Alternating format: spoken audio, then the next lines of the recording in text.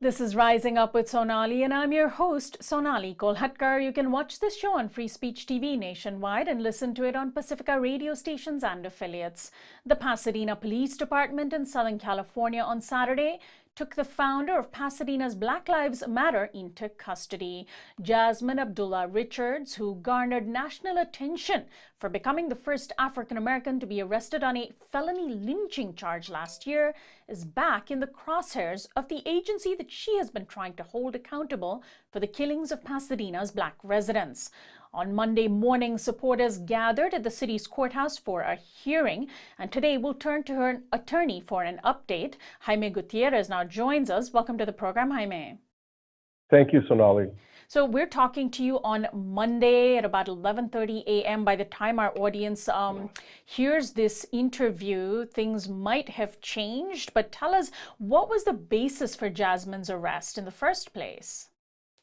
Well, Jasmine is being charged with interfering with an officer's ability to do his job, but she's also being held on probation from that lynching charge, so felony probation. What had happened was on Saturday, her and over 100 of her friends went to a local park here in Pasadena to celebrate someone's birthday. Law enforcement showed up and said that they were having noise complaints. They had a little music, so they turned it down. It wasn't a loud jukebox. It was just a small radio, and they felt that the officers were doing this just to have an excuse to come and harass them. The officers left. They came back later and said, "Oh, we had reports of a gun." So everybody was just like, "Are you serious? Nothing is going on here. Leave us alone. We just want to have this birthday party." And the law enforcement hovered and pretty much circled like vultures for about 3 hours. And then the entire party left to an apartment complex where 4 of the partygoers lived, so that folks could get ready and people can wait. They were going to go to Hollywood to continue to celebrate this person's birthday. Folks called Jasmine to come down and talk to law enforcement. She did. She went down there and said, hey, she went down there to defuse, right? Because there was a group of law enforcement reports, and her observation was that they had one hand on their weapon and one on their billy club, and they were just looking a little tense. And she was like, okay, who do you want to talk to? What is the report? What's going on here? Why are you here? And they were like, no, we don't need to talk to you. There was some back and forth in terms of the conversation. And at some point, they asked her to have everybody leave. And she said, no, I'm not going to do that. We're getting ready to go to a party. There isn't any violence or anything going on. We're just here waiting for folks. The law enforcement agent then grabbed her hand and she went down to the ground. They pretty much threw her to the floor. And that same law enforcement agent said, look, if you tell people to leave, we'll let you go. And she says, I'm not going to do that. And you can hear this on the audio. He said, if we were in the This was videotaped? Yes. Okay. Multiple videos. And you can find it on Jasmine's Facebook. The entire thing is on Jasmine's Facebook. So the officer tells her, if we're in a third world country, you would be treated differently, or something, you would be dead. Wow. So you have to watch the video. It's pretty intense. So the Pasadena Police Department released her on her own recognizance on the 148, which is interfering with the police officer's duty. But because of the felony probation, she's been held on a felony probation violation, and that's what we're here for. So she has 2 matters that are being heard today. The first one is here in Department B, which is the felony violation of probation. And the second matter is on the first floor in Department N, which is the arraignment for the misdemeanor interfering with an officer's ability to do his duties, which is Penal Code 148. Do you have a sense, Jaime, or could you tell, at least from the video or maybe your conversations with Jasmine, that the police that were involved knew who she was? Because she's been one of the loudest critics of the Pasadena Police Department, specifically in the killings of J.R. Thomas and Kendrick McDade. And she's one of the very few people in Pasadena very vocally drawing attention to this police department.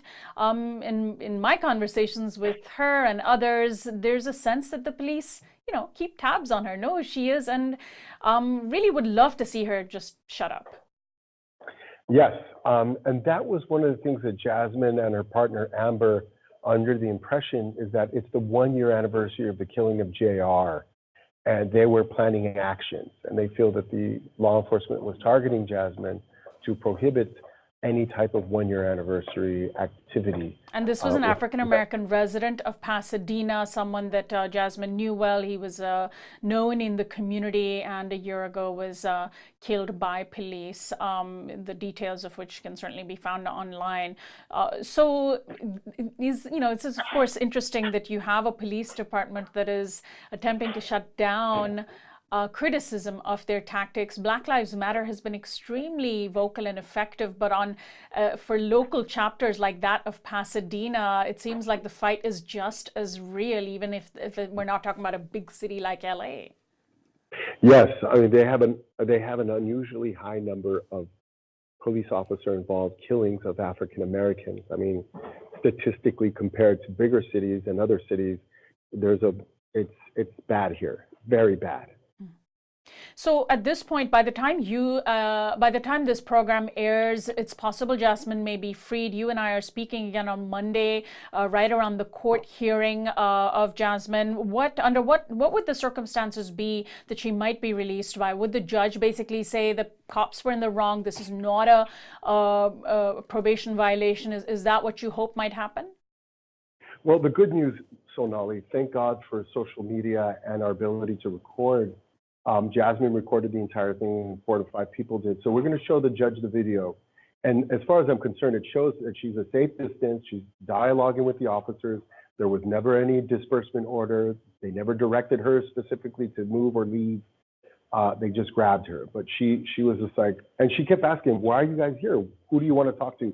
How can, let's not get out of control. She was trying to diffuse because she saw venom in their eyes. And then, of course, all her friends were pretty much, there was this fear because of the history of Pasadena PD and their killing of African Americans. So, Jaime, what's the best way for people to support the work that Jasmine Richards does, whether she remains in jail or not, even if she is released? The Black Lives Matter chapter here is doing very good work that she's leading, right?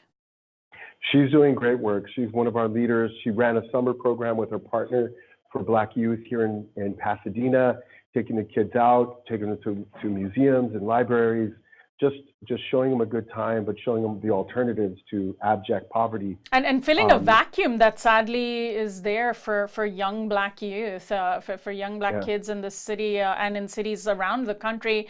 Summer camps are really expensive. Most poor parents or even middle-class parents can barely afford them. And Jasmine literally created a summer program for these kids out of nowhere. She is, as far as I'm concerned, an angel among us. And she's doing righteous work, and she has the courage and the integrity to call to question power that's abusing the African American community here in Pasadena and other parts of the state. But in particular, this is where she grew up, where her friends and family are, and she's doing a great job by calling to question. Now, the way you can support her is go to her Facebook, which is Jasmine Abdullah, and there might be a GoFund, or just give her an encouragement. Look for updates on what's going on with her case.